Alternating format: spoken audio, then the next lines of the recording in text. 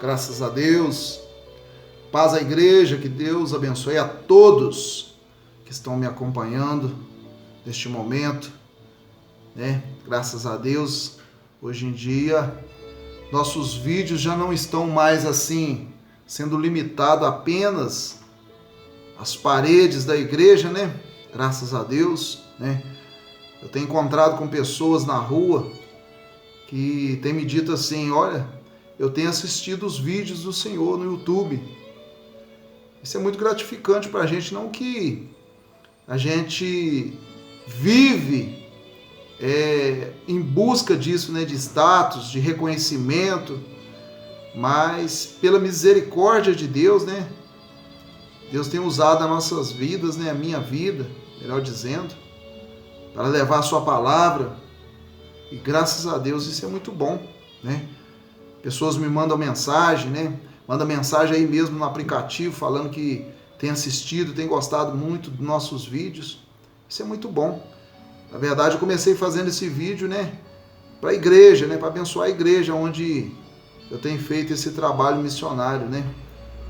Mas graças ao bom Deus, ele passou a alcançar mais pessoas fora da igreja, né? Pessoas de outras denominações e pessoas também que não estão, né, em igreja nenhuma, mas gostam também de assistir, né, os nossos vídeos, ouvir as nossas mensagens.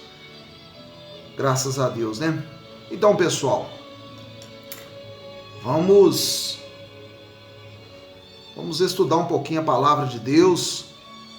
Vamos aprender juntos, né, a palavra de Deus. É tão bom, né, a gente aprender a palavra de Deus, adquirir conhecimento com as coisas de Deus. E hoje eu gostaria de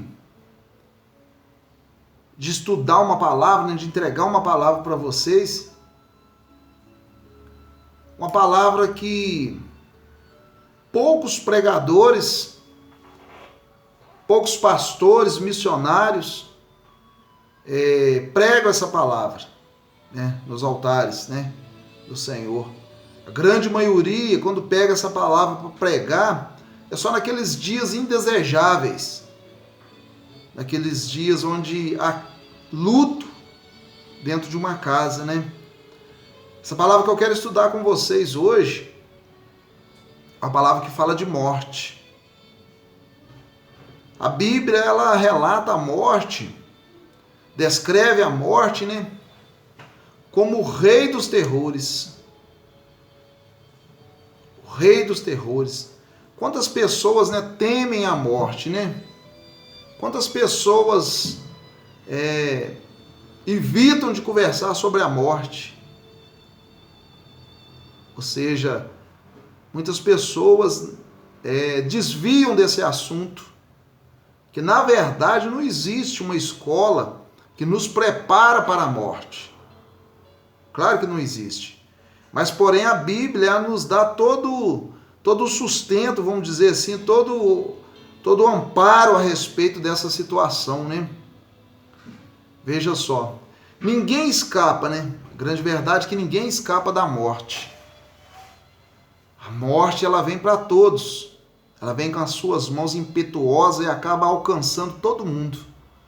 Ricos, pobres, intelectuais, analfabetos, né? Os seus milionários, né? Os grandes milionários, melhor dizendo, né? Os grandes milionários, eles também não escapam, né?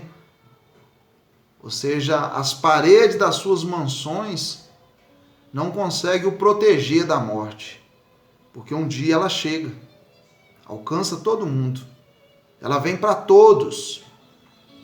Mas veja só, a palavra de Deus no livro de Coríntios, no capítulo 15,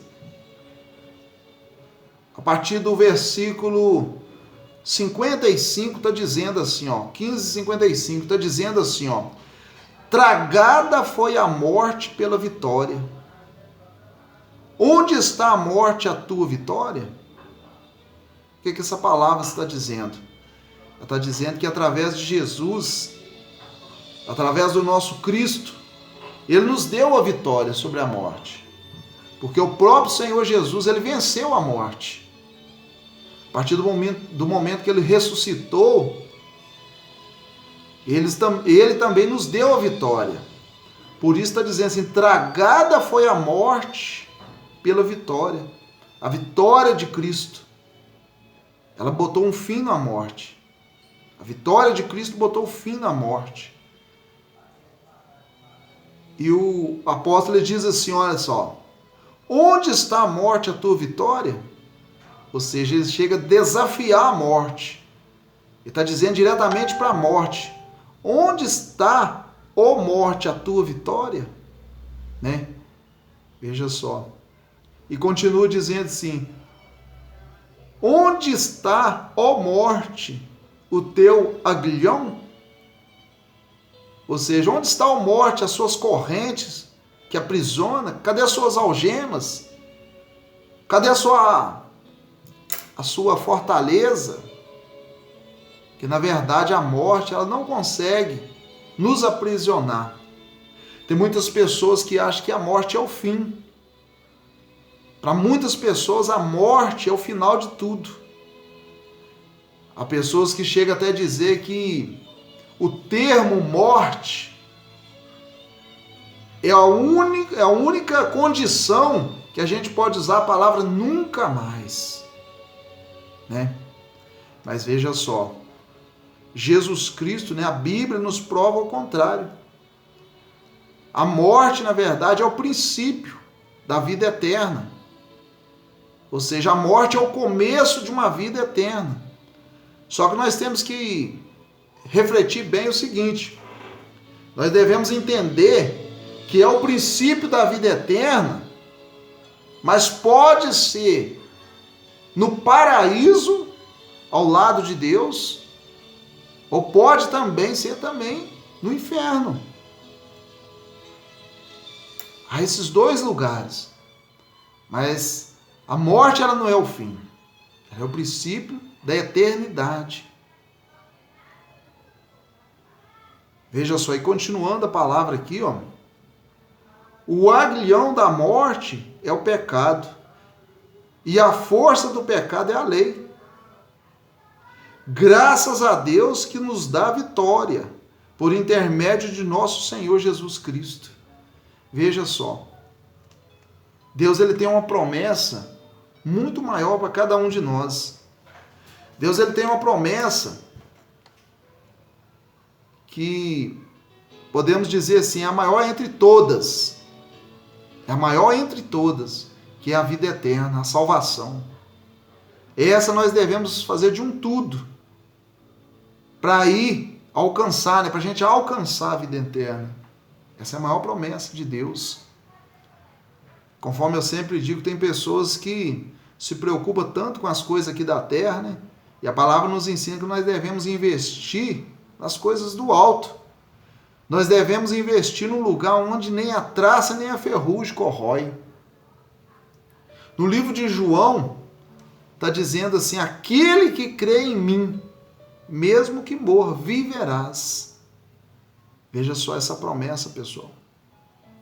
É óbvio que uma grande parte do ser humano carrega no seu coração o temor, o medo da morte. Mas se a gente olhar, são poucos o que investe na vida eterna, são poucos que se prepara diante de Deus para uma vida eterna. Por isso que em certo lugar Jesus até diz, são poucos. O próprio Senhor Jesus diz, são poucos, né? Aquela passagem lá, né? Do jovem rico, né? Livro de Mateus, quando um jovem chega perto de Jesus e fala, o que eu tenho que fazer para me alcançar a salvação? Para ir morar no céu? Jesus dá uma resposta para ele, dizendo assim, ó, vai, vende tudo que tem e dá aos pobres. Vai e vende tudo que tem e dá aos pobres. Tem muitas pessoas que quando vai interpretar essa palavra, ele começa a imaginar que para entrar no reino do céu não pode ter nada. tem que ser pobre. Espera aí, vamos entender isso melhor. Quando Jesus fala, vai, vende tudo que tem e dá aos pobres.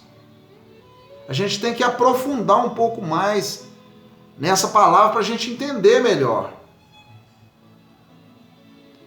O que te prende aqui nessa terra? É a riqueza? O que te segura aqui nesse lugar que é passageiro? É o tesouro? O que te impede de buscar a Deus? É aquilo que você tem? A sua empresa? Seus aluguéis? Sua transportadora? O que te impede de buscar a Deus? O próprio Senhor Jesus, né? Ele deu esse conselho ao jovem. De repente esse jovem até estava assim preso às coisas materiais deste mundo, mas veja só. Eu vou dar um exemplo para você entender melhor. Certo dia, eu estava conversando com um conhecido meu, uma pessoa conhecida minha, e eu sabia que há pouco tempo ele havia passado por um divórcio, né? Ele tinha terminado seu casamento de muitos anos, ele tinha divorciado. E eu falei assim, como é que está a sua nova vida? Ele falou assim, olha, eu já arrumei uma outra pessoa, uma outra mulher, mas já larguei também. Já terminei de novo. Eu falei, que isso, rapaz? Mas já está inteirando a segunda esposa que você deixa? Ele falou, sim. Aí ele virou para mim e disse assim, olha, a maior riqueza que eu tenho é eu poder sair a hora que eu quiser, é eu voltar a hora que eu quiser, eu poder parar com quem eu quero, conversar com quem eu quero. Ou seja, a maior riqueza para mim é a liberdade. Eu não quero ninguém no meu pé me segurando. Eu acredito que você que está assistindo esse vídeo já deu para você ter uma certa noção de que riqueza é essa que Jesus se refere também. A riqueza que Jesus se refere no caso desse jovem rico, no livro de Mateus, pode ser também as coisas deste mundo, as coisas que esse mundo nos oferece, a libertinagem, a podridão dessa vida, a prostituição, a bebedice, a jogatina. Tudo isso que o mundo nos oferece, para muitas pessoas isso é uma riqueza. Para quem vive na carne, isso é uma riqueza. Há pessoas que não abrem mão disso por nada neste mundo. E eles entendem que se eles se converterem, se eles forem para uma igreja buscar a presença de Deus, eles vão perder tudo isso. Então eles ficam seguros com uma mão nessas coisas do mundo e não abrem mão por nada. Porque eles sabem que se converter e for viver uma vida cristã, tem que morrer para este mundo. Por isso que a palavra fala que quando a gente se batiza, a gente morre para este mundo. Nasce ali uma nova criatura. Para viver para Deus. Para viver como cristão. Então veja só. Quando essa pessoa, né, esse homem falou isso para mim, eu prezo muito a minha liberdade. Eu prezo muito eu poder sair de casa e não ter horas para voltar. Em outras palavras, isso é uma vida que tem pessoas que amam tanto e não quer trocá-la por nada. Isso é uma riqueza para certas pessoas. Então, quando Jesus diz, vai e vende tudo aos pobres, vende tudo e dá para os pobres. Que pobres são esses que a Bíblia se refere, então, quando a gente segue essa linha de raciocínio? Os pobres de espírito, os pobres de coração, aqueles que ainda não abriram seus olhos para as coisas de Deus, aqueles que se encontram ainda aprisionados pelas coisas deste mundo, pelo príncipe desse mundo, que é Satanás, que aprisiona as pessoas nessa vida, e elas acham que é o melhor meio de se viver. Elas têm no seu coração que é o melhor jeito de se viver. É uma vida dessa, uma vida de libertinagem. É uma vida de escravidão, embora às vezes achem que estão livres. Algo interessante, né, pessoal? A gente vê muitas pessoas aí, escravizadas nos vícios, né?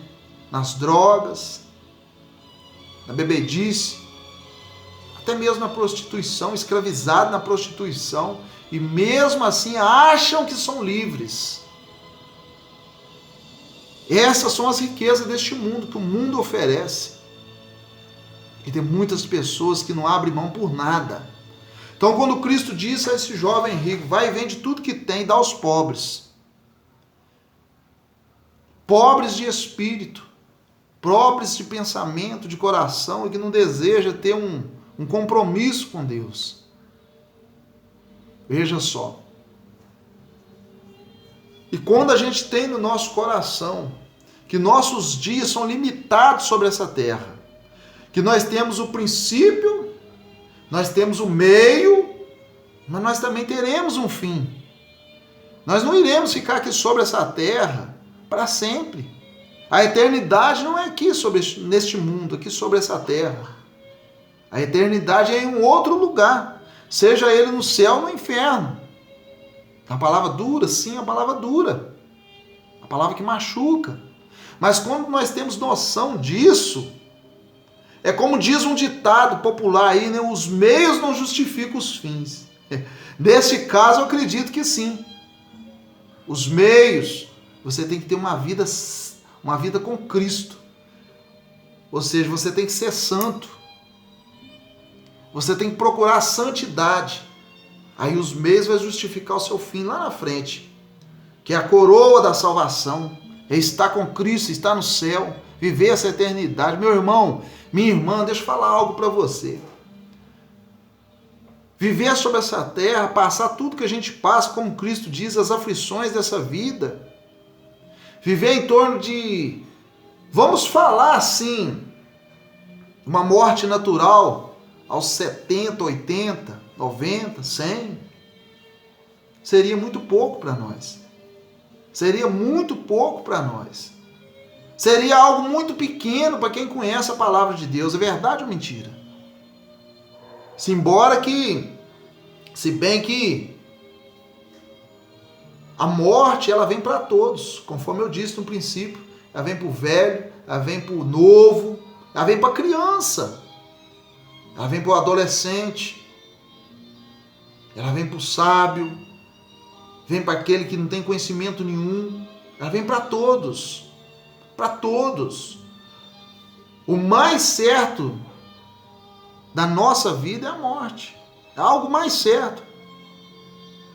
É uma palavra de repente indesejada para muitos. Mas como diz o salmista ele chega a pedir a Deus, né, no livro de Salmos, se não me falha a memória, no 90, né, Salmos 90, ensina-nos, Senhor, a contar os nossos dias, para que sejamos sábios de coração. Olha só o que o salmista pediu a Deus: ensina-nos, Senhor, a contar os nossos dias, para que sejamos sábios de coração. Meu irmão, minha irmã, quando a pessoa tem noção, o problema de muito ser humano é se esquecer fácil. Quando está ali no auge da sua saúde, né? Assim, no decorrer da sua vida, assim, quando a flor da sua vida está cheia, está florescida, está toda cheia de vida, a pessoa não dá muita bola para a morte, não. Nem se lembra. Acha que vai viver aqui sobre este mundo aqui, deixa isso para lá. Mais para frente eu vou procurar a presença de Deus. Mais lá na frente eu vou me converter. Deixa isso para velhos, isso é para pessoas mais idosas. Jesus Cristo diz que não há dia nem hora. Não tem. Mas isso não é do arrebatamento? Não. Jesus pode voltar para mim, para você, qualquer instante. Já voltou para quantos aí atrás, aí, se você olhar aí? Quantas pessoas? Sai da sua casa, faz não vou dizer uma visita, passa assim, perto do cemitério, dá uma olhadinha, faz uma pequena reflexão. Quantos estão ali? Quantos já foram depositados ali? Será que um dia não vai chegar a nossa vez? A palavra chega a dizer assim, para quem você vai se preparar? A quem você vai se entregar? Para onde irá a tua alma? Para onde irá a tua alma? Meu amado, nós temos que nos preparar. Buscai o Senhor enquanto se pode encontrar. Buscai o Senhor enquanto se pode encontrar. Não perca tempo. Nunca devemos perder tempo. Veja só. O próprio Senhor Jesus diz, aquele que crê em mim jamais morrerá. Essa é uma promessa muito forte que Cristo nos deixou. Agora veja só. Tem uma palavra muito bacana, também no livro de Mateus 13:44, que fala a respeito de um tesouro escondido. Veja só. A parábola do tesouro escondido. Mateus 13, verso 44, está dizendo assim, ó. O reino dos céus é semelhante a um tesouro oculto no campo, o qual certo homem, tendo-o achado, escondeu.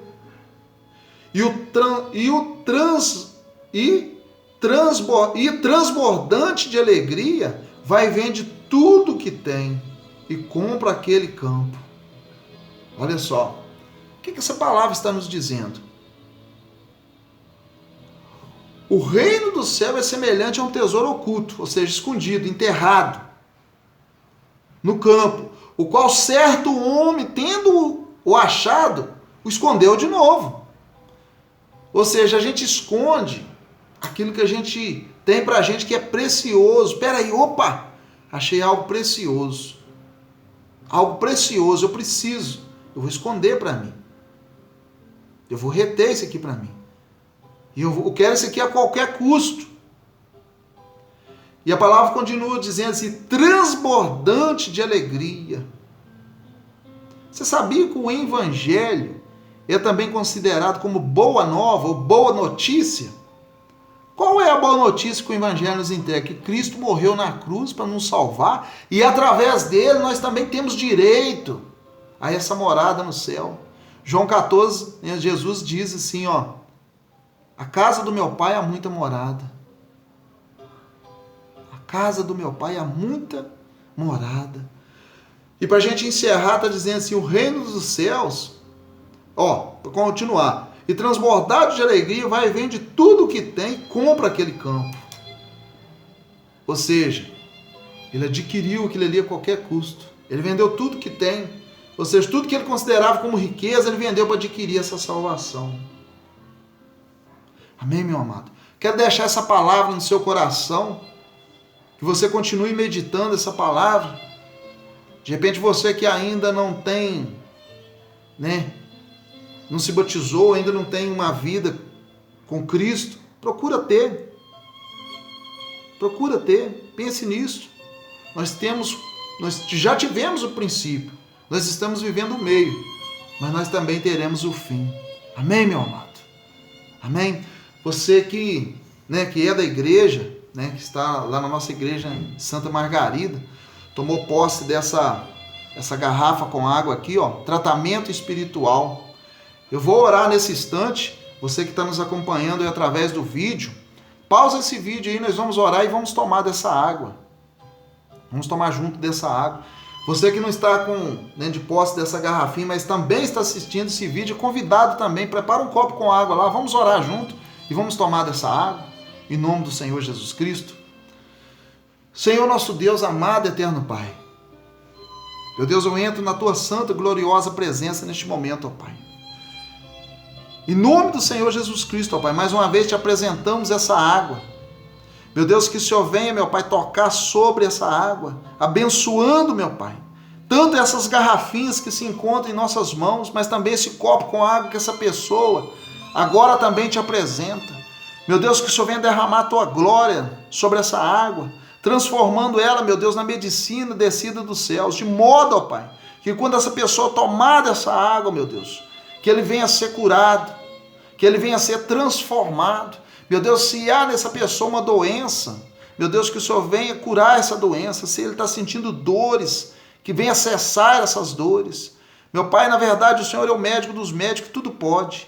Eu te peço em nome do Senhor Jesus, se essa pessoa está passando por momentos difíceis, problemas psicológicos, dependência de remédio, meu Pai, que o Senhor venha transformar a vida dessa pessoa. Se ela deita, meu Pai, não consegue dormir, meu Deus, que o Senhor venha trazer a ela, meu Pai, uma noite de sono abençoada. E que ela possa, meu Pai, no próximo dia, no dia de amanhã, acordar restaurada, transformada pelo Teu poder. É isso que eu te peço, ó Deus, em nome do Senhor Jesus Cristo. Em nome do Pai, do Filho e do Espírito Santo. E os que crêem, digam amém. Graças a Deus e glória a Deus. Amém, meu amado? Toma aí agora da sua água.